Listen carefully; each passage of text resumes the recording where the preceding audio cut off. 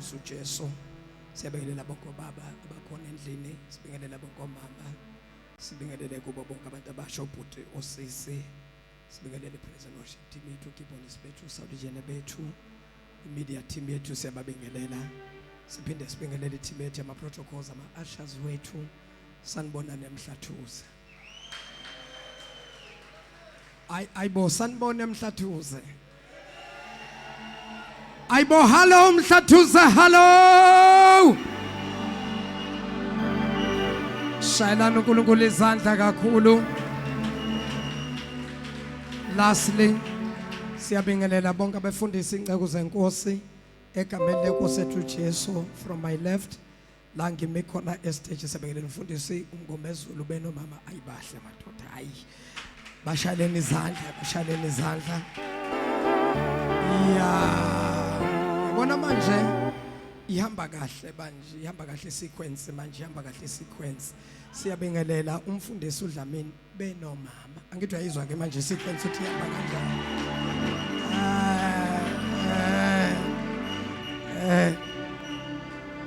Umbhamali naye ngiyamgcoba manje siyabingelela umfundisi umbhamali ehamba yedwa.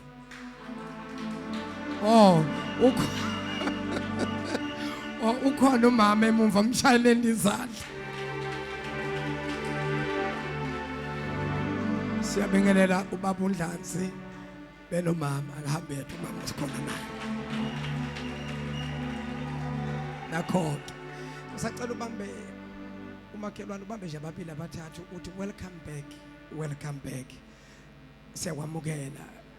Soloko sigcine last year siyakwamukela 2024.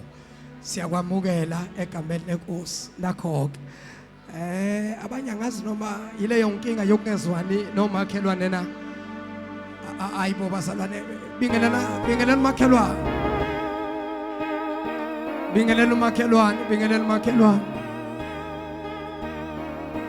ungithathe down ngingelutho wangibeka high wangenza umuntu qhubeka Nkosi usiphumelelise sidididi ungithathe down ngingelutho wangibeka high wangenza umuntu qhubeka bakhona kodwa abantu Umhlathuze sidididi ungithathe ngingelutho wangibeka wangenza umuntu qhubeka hayibo njabule sibididi ungithathe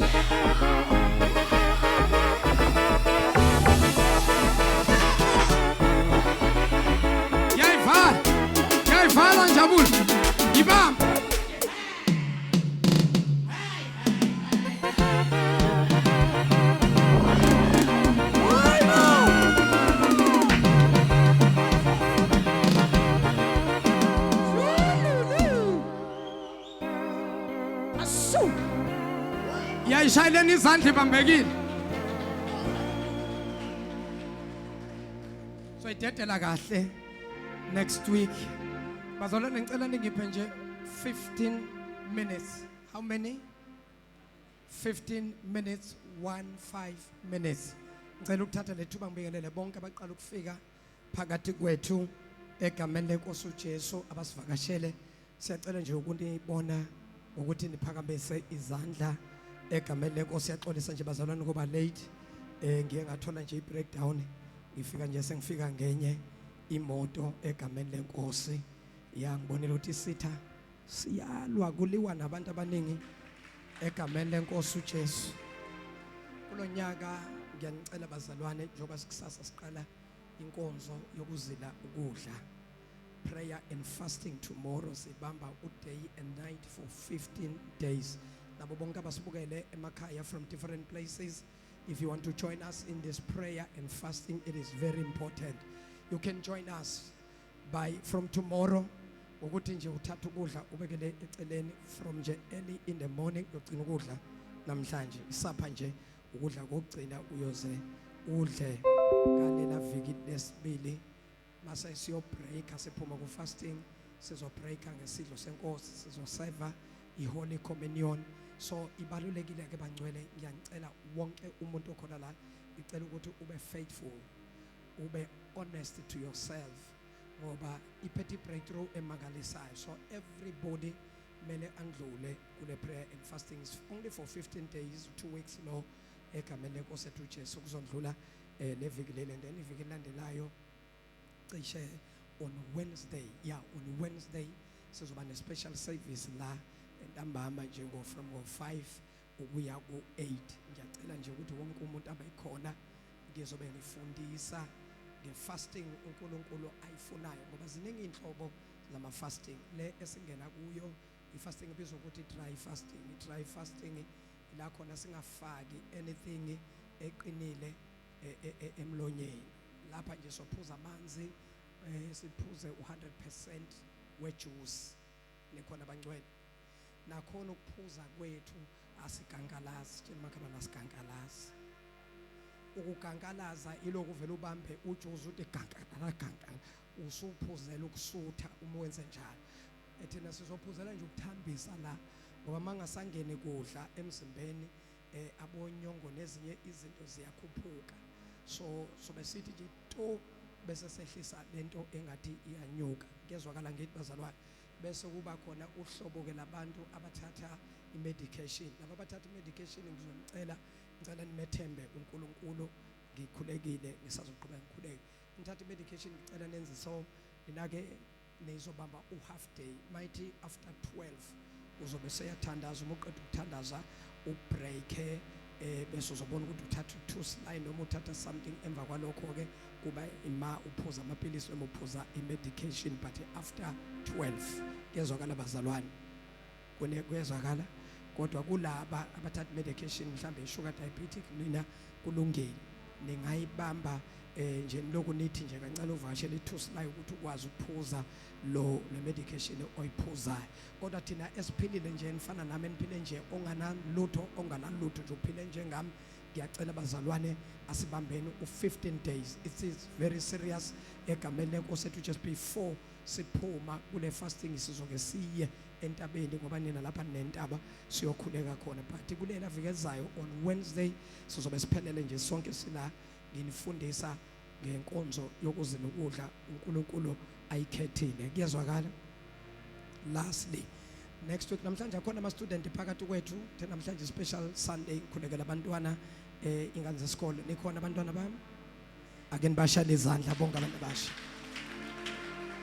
Kahle angisazi ukushumela nokushumela ngenxa yesikhathi sami, but next week ngiyacela bakhona abantu abadinga umsebenzi abangasebenzi abakhona phakathi kwethu. If you are looking for a job, ngicela phambi isandla sakho ngabe udinga umsebenzi. Kulabantu abadinga umsebenzi ngicela izandla ezimbili. Isandla sokuqala somuntu odinga umsebenzi ukuyosebenza efemini noma ukuyosebenza ecompanyini, and then isandla sesibili esomuntu owaregister icompany for ukuthi atenderishe for ama projects labo bantu-ke nina enidingumsebenzi nifuna ukuya emakhampanini ngicela ningiphathele next week, ungiphathele i-CV yakho, hambe uyolungisa i-CV yakho, ungilungisele i-CV yakho noma ungawakhopha abe maningi kulungile. Lungisela i-CV yakho bese ungiphathela your ID book ngoba ibalulekile kakhulu i-ID book, ufanele ukhuleke phezu kwayo ngoba abanye nithola umsebenzi isithombe sakho sepasi sasetshenzwa savala. That is why noma wenza i-copy yepasi lakho bese uyathumela uya-attach, mababona lento lapha kwi-copy babona esinye isilwane, so fanele ngisuse lesilwane-ke ngifake inkazimulo kaNkulunkulu nabaqala beyibuka bathi yazi so interesting. Ngitshela mina ukuthi abanye bangachazwa isithombe sakho bangabukanga i-qualification yakho, bachazwe nje isithombe ngoba sobe sinenkazimulo. Angazi yezwakala lento engishoyo na. Bese the second group abantu abathendarishayo, abantu bama projects.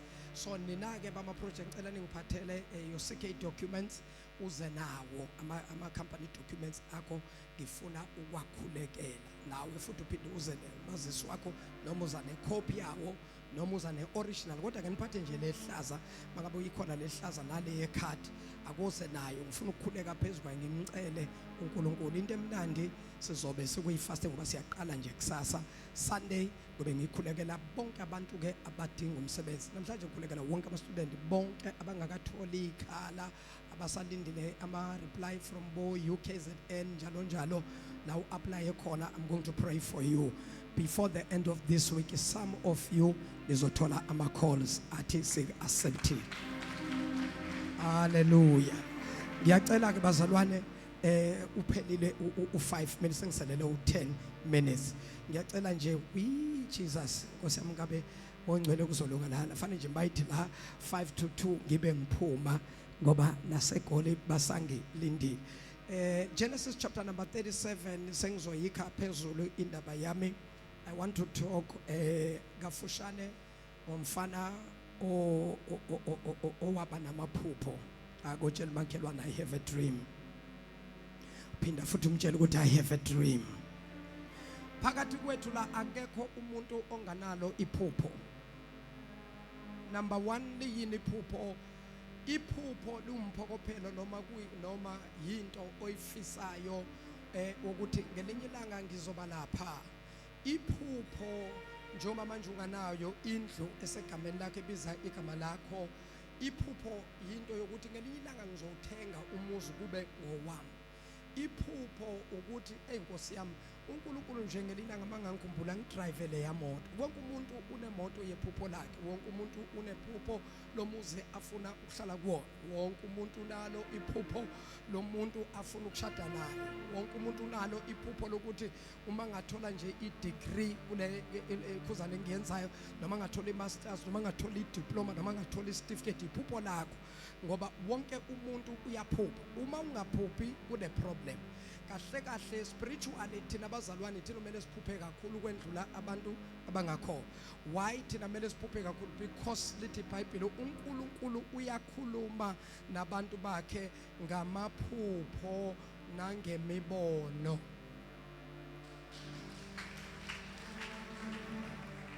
Number 1, bazalwane siphelile isikhathi sokufundisela uNkulunkulu, asamfundisela uNkulunkulu manje sesiyamazi, sazi izindlela zakhe ngoba masazi indlela zakhe sesaziye. That is why lithi iBhayibheli uNkulunkulu wathi kuMose, in fact uNkulunkulu uthi uMose wazazi izindlela zami kepha uIsrayeli yena wazi izenzo zami. In other words, kunomehluko kulezinto eziwu2, ukwazi izindlela zikaNkulunkulu nokwazi izenzo zakhe. Ngamanye amagama uIsrael wahlala kakhulu kuma-acts kulokhu uNkulunkulu akwenzayo, kodwa lokhu okwenziwayo wangamazi umuntu okwenzayo. So uMose yena lithi iBhayibheli wazazi izindlela zikaNkulunkulu. There are ways zikaNkulunkulu. There is a highway of God. Ikhona indlela ephakeme kaNkulunkulu okubiza ukuthi wonke umuntu osindisiwe fana yazi indlela kaNkulunkulu. Kubaleke ngani ukwazi indlela zikaNkulunkulu? In our prayers, in our journey sihamba noNkulunkulu kaNkulunkulu kukhona ama temptations, kukhona izilingo, kukhona izinto ezifika, kunezinto eziqhamuka namaphupho. Usathane uyakwazi ukuletha amaphupho okungewona akaNkulunkulu. Abanye lapha niyathandaza nikhulekela imishado, usathane kuvezela omunye ubrother kanti akuyena lo okumele ushade naye. Abanye lapha niyathandaza ngendlela esidesperate ngakho uma kuvuleka umnyango womsebenzi awusabuza ukuthi inkosi ngabe yiwo yini umsebenzi noma yiwo umnyango ongivulele wona, uvele nje uyathatha ngoba udesperate. Lesikhathi wena uthatha ungena kulomsebenzi, mawufika kulomsebenzi uSathane ukwazi ukuthola iopportunity yokukubamba ngokuthi akubambe kulomsebenzi ungasathola ithuba lokuyokhonza uNkulunkulu. Wena ngapha uyabonga uNkulunkulu ukuthi uNkulunkulu ngibusise ngomsebenzi kodwa awusakwazi ukuzokhonza uNkulunkulu. In your mind ucabanga ukuthi lo msebenzi lowa ubusiswa uNkulunkulu ngawo, kanti uSathane naye uyakwazi ukuvula iminyango eyifake yokukususa kwipresence kaNkulunkulu. That is why umuntu owazi indlela zikaNkulunkulu kuthi noma impendulo seyifikile akadideki, uyabuza kuNkulunkulu athi baba ngabe yiwona yini umnyango ongivulele wona lo. Uma ngabe umoya ingcwele ethi akusiwo, awuthi ayisokuphele 5 years ngingasebenzi, uyalinda, ulinda uNkulunkulu ngoba ukungena out of desperation ungangena kanti uyofa lapha, uyoyingcwaba lapha, uyoyibulala lapha. So that is why kumele kukhuluma izulu kisho nomshado noma ingafika insizwa iloku ibikile umtshela nje ukuthi bhuti ngisathanda angakavumi uNkulunkulu, ungavumi nawo, ungathi ngiyaguga phela, siyaguga. Hayibo, umuntu angaze aguga angawutholanga umshado, wavuma kanti akuyena umuntu okumele ushade naye. Uyoyisola songenile phakathi emshadweni, sekathi ke la asisonto la ekhaya asilihambi, so uthi uyahamba ngenkani na ubuya akufaka iphake, so sabukuze enkonzweni ungikhaka. That is why kumele ubuze kuThixo ukuthi baba yiwona yini lo mshado, uyena yini lo mkhwenyana, uyena yini lo makoti, yiwona yini lo msebenzi, yiyona yini le project le. Kuyabuzwa.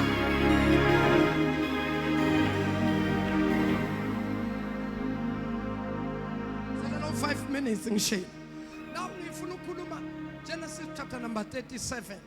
Mhlawumbe noma ungafunda amavesi awu5, amanye sengizowakhuluma. Ngifuna ukuthi sibuke la nayi into ngomuntu owayenamaphupho. Njoba namhlanje amaphupho akusakhulunywa ngawo nebandla lisafundiswa, kurongo bafundisi kithi singabefundisi. As spiritual leaders, we need to teach people about dreams and visions, because that's how uNkulunkulu a relator, a communicator nathi. Nikhona bangcwele? Iphupho ungalithatheli phansi, wayekeleke lawo ukuthi nje uhlaselwe inyongo. Ngoba amaphupho nawo kukhona vele obona ukuthi uyazi yadlala inyongo ngami. Kodwa kukhona amaphupho okuyiwona uNkulunkulu akhuluma nathi ngawo. Amanye awo ayasixwayisa, amanye awo ayasiprepare, ngoba kukhona la uNkulunkulu afuna ukusisa khona.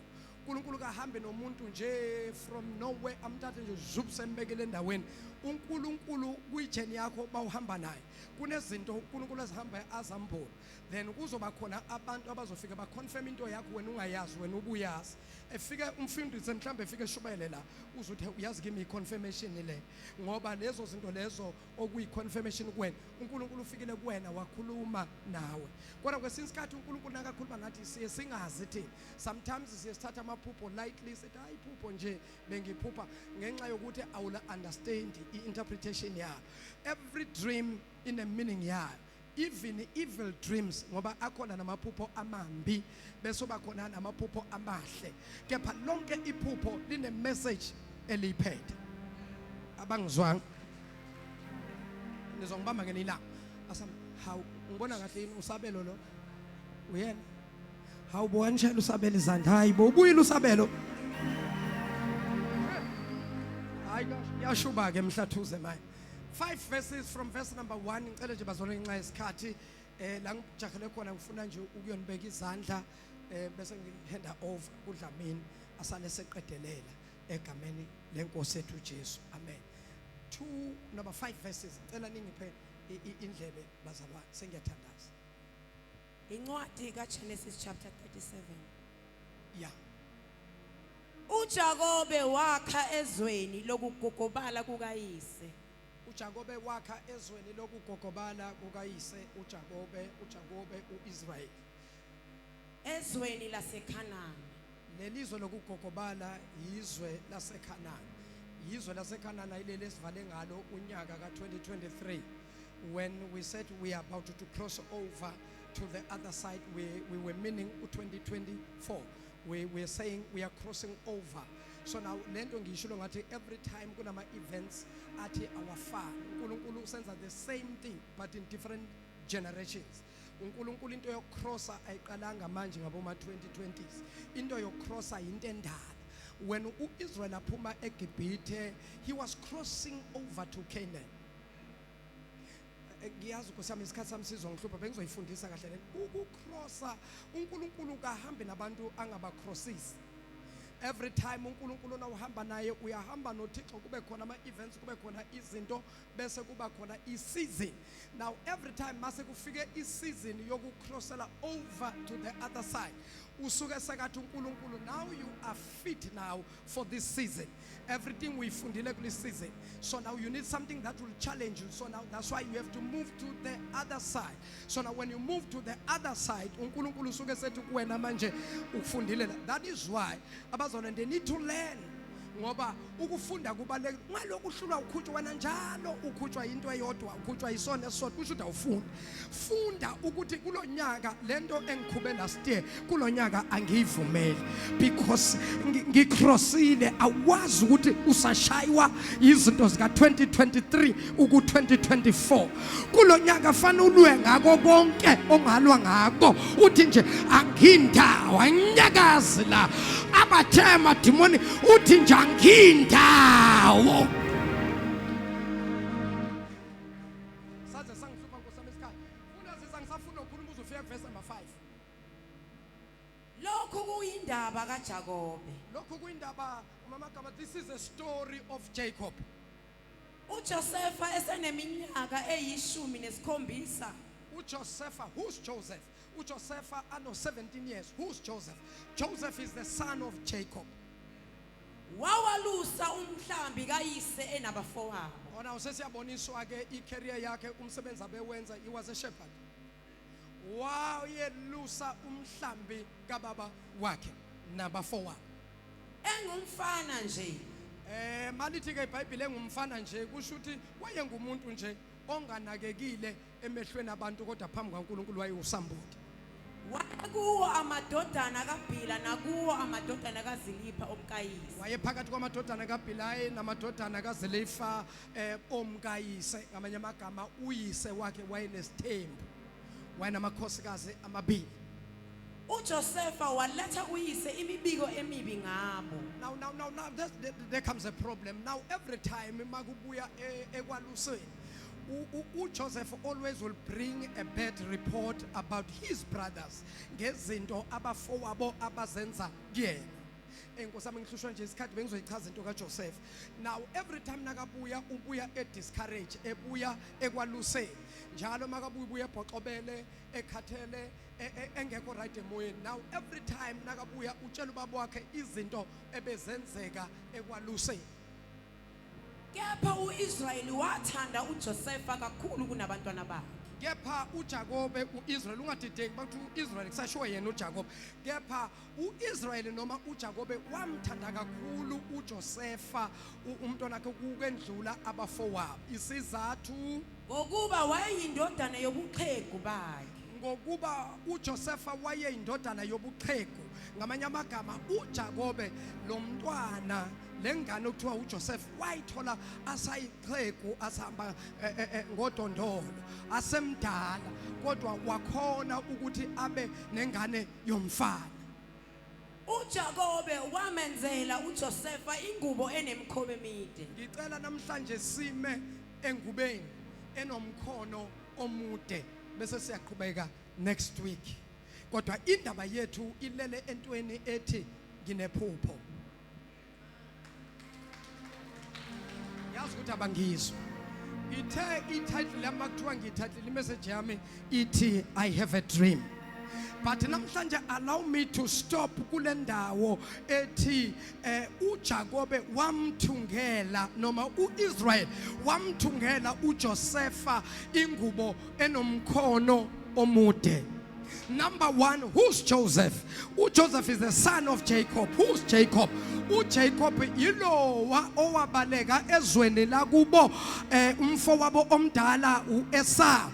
Yilo ubaba wakhe wakhuluma isibusiso phezukwakhe ecabanga ukuthi usikhuluma kuEsau kanti umama ushintshe izinto lesikhathi uEsau ephuma ayozingela lo mama wezwa ubaba ethi ndodana hamba ngibambela inyamazana ungiphekele isuphu engilithanda ngifuna ukubusisa ngoba izinsuku zami seziyabalwa emhlabeni so ngifuna ukuhamba sengizikhulumile isibusiso maye phumu Esau eyozingela uJakobe umama wathi Jakobe gijima ngizwile ubaba wakho ethi ufuna ukukhuluma isibusiso phezukwamfowenu wayesethi gijima ubambe nali izinyane lemvu silihlabe siyenza noma sipheke isopho elimnandi siphekela ubaba wakwenza lokho balibamba izinyane balihlaba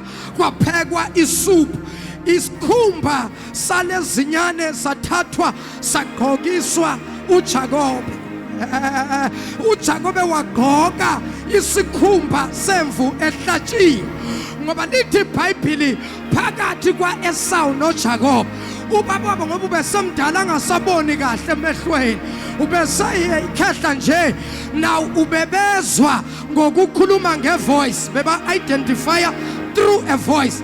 Second thing uba identifier ngokuthi abathinte izandla.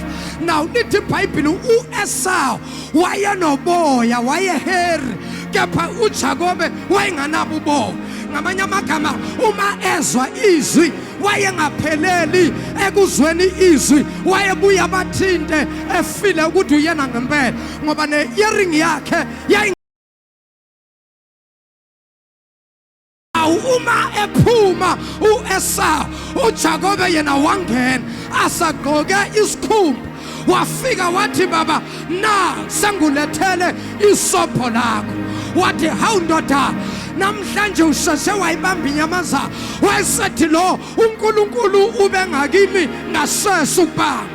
Now lithi iBhayibheli wadla uma eqeda ukudla wayesekwasala amafutha ezandleni uJakobe lo noma ubaba kaJakobe wayesekhuluma isibusiso phezwa ubaba kaJakobe singakhona uAbraham angithi siyakhumbula uAbraham uzala uIsaac uyena ke lo ozala lamadodana amabili inqala lapha kuAbraham uAbrahama kuphela iminyaka kanabantwana wasezala uIsaac now omunye umntwana amzala nangya amzala kulo wamama waseGibhithe obizwa ngokuthi uHaga uIsmayeli ke lo isizwe sakaIsmayeli sisuka lapho angikho lapho namhlanje ngisengubeni kaJoseph ingubo kaJosefa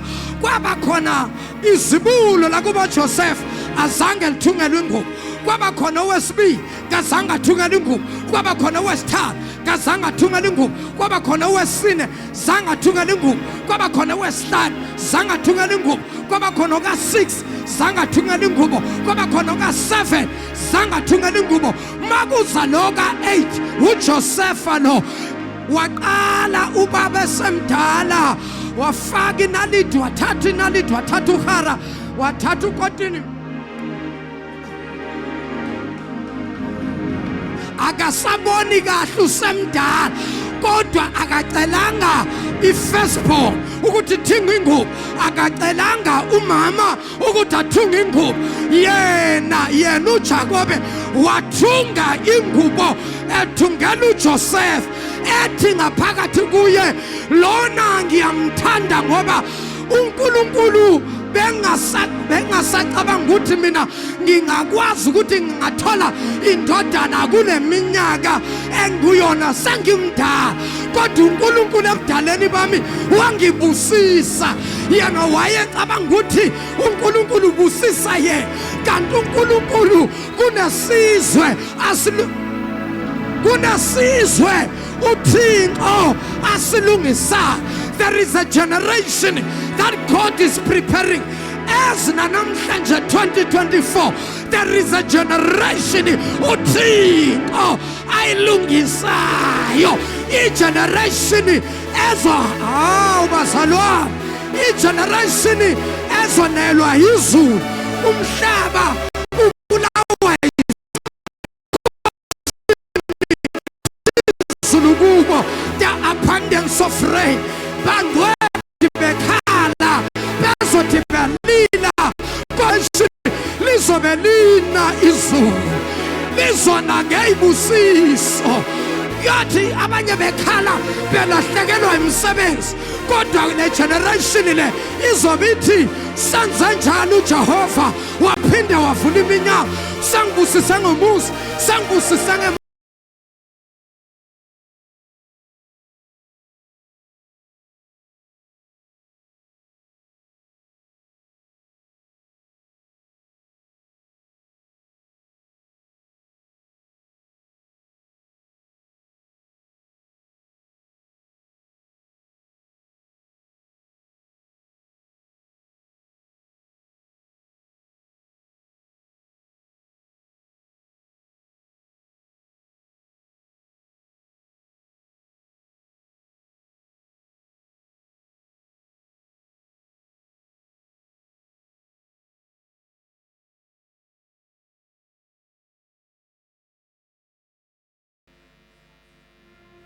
wayithunga. Wathi sondela mfana wami, wasondela uJoseph wakala ubaba, izandla ziqhaqhazela. Wabeka uJoseph ama-measurements, ikhehla iqhaqhazela izandla. Kodwa Nkosi yami le ndaba angiyibambi. Now ngifuna ukubonisa uma ngabe ukhona umfana ona 17 years la as I'm closing. Umfana nje ona 17 years, 17 April. Come here son, come here. Ngipheni lento. Ngivala ngale. Oh Jesus, come here son. Buya la ngomsala lapho, buya la. Na 17 waka 2000 and bani. Angizwa? Khuluma kakhulu. Nakho nangu umuntu engimfuna. Now, lalelani bazalwane. Thank you sir. Thank you. Kunento abazalwane abahambe sayilahla endesangayinaki ukubaluleka kwayo. Kodwa abantu abangakholwa bayayasisa lento. Noma ungayesangomeni noma uye enyangeni bazokutshela ngalolu hlobo labantu lolu.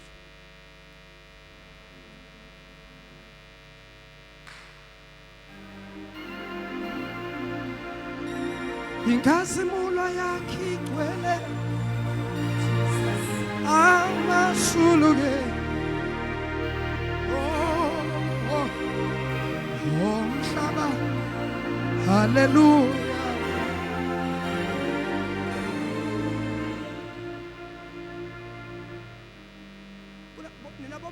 Ninabomama ningasitshela nazi kangcono. Nani bonesi enikhona la. Mina lento niyazi ngcono. Bambalwa ke obaba abayaziyo. Isizathu ukuthi obaba lesikhathi umama ekhulele ukubelekwa kusikena, obaba bayingene leyo. Obaba bayi lapha kuyobuka kanti kubalekile. Now uzwa setshenwa ubaba. That is why ingane zethu zilahlekelwe izinto ezazalwa nazo ngoba obaba banamsebenzi.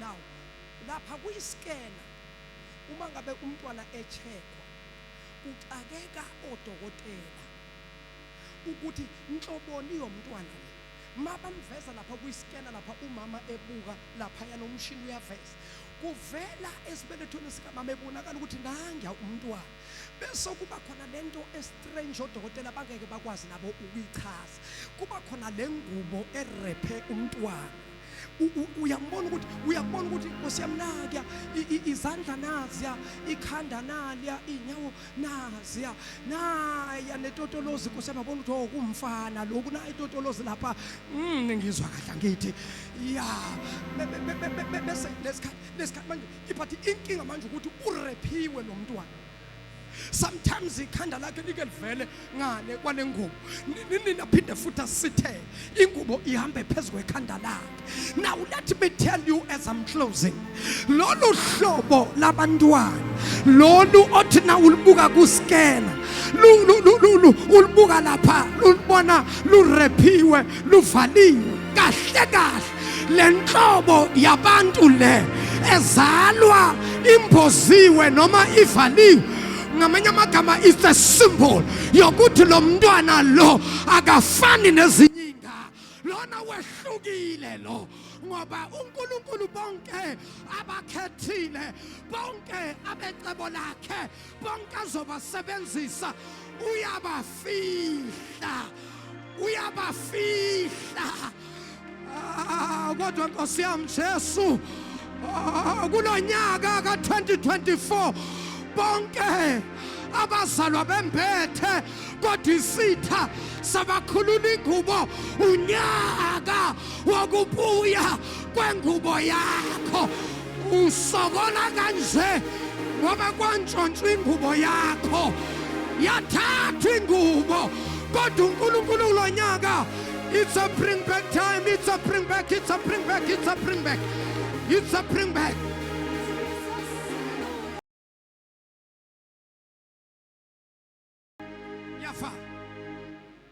Angivale ngesihloko esithi ingubo yomkhono omude.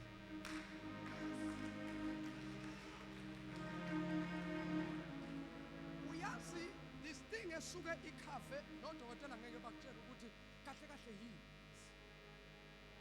Abanye bathi umhlehlo, abanye bathi amafutha, abanye bayibiza ngendlela eziningi.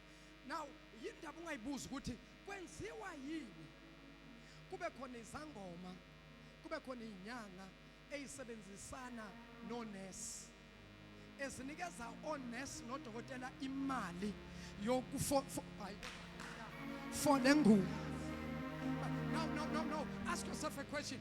Lengubo inani nokwenza nezangoma nenyanga inani. Uyazi ukuthi laba bantu bambulakelelwe imfihlakalo ukuthi amukho umuntu ozalwa emphethe ingekho ipurpose ngalowo muntu lo. Hey, akugqokiswa noma ngabe ubani bayakhethwa abagqokiswa. Umama ningafohla nonke esibelethweni esodwa kodwa abe munye ogqokiswayo.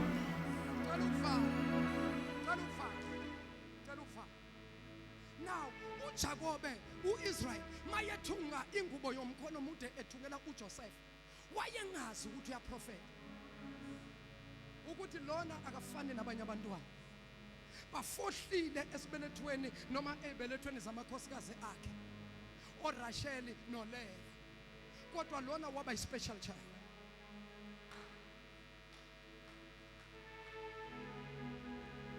Ubengazi ukuthi yena njengoba ethunga ingubo physical uJakobe vele spiritual wembethe.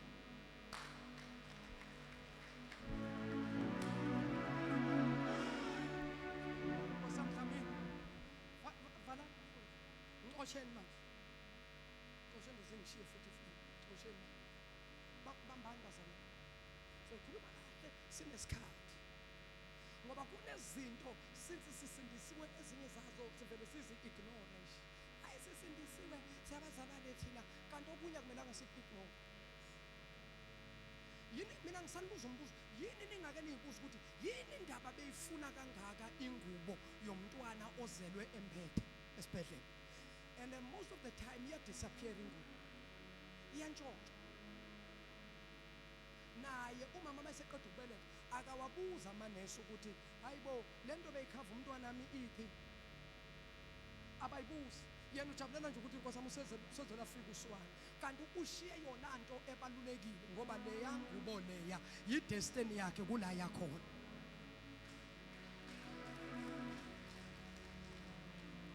Ingubo yomkhono omude yabanga ukuthi abafo begazi, abantwana bomuntu abancele bashiyelana ibele balwa ngendaba nje yengubo, ngendaba nje yengubo, ngendaba nje yephupho balwa. Abantwana bakhuluma kabi ngalo, baze bametha bamqamba igama bathi inyanga yamaphupho, ngoba umuntu okhethwe uNkulunkulu unemibono namavision. Hayi kodwa nkosamvala Tshabalala. Ngicela wonke ama-student, ngicela ukuyibamba labazalwane. Inkosi amsazi sangimosha isikhathi yazi sitha sibonele ukuthi khona into namhlanje. Ngicela nibuye next week, kungabikho noyedwa ozolova. Buyani next week ngoba kunento kufanele niyithole. Now abafowabo kalo lapha ekwaluseni kwathi ngelinanga basuka eHebron behlela emzini waseDothani. Mayefika lo emzini waseDothani elahlekile afuna abafowabo wabathola eDothani. Bathi wathi nayefika bathi nayi inyanga amaphupho yes, wathi nakafika bafike bamkhulula, bayithatha ingubo bamstripha ingubo yakhe, babulala isilwane, babulala inyamazana, bathatha le ngubo bayicwilisa egazini.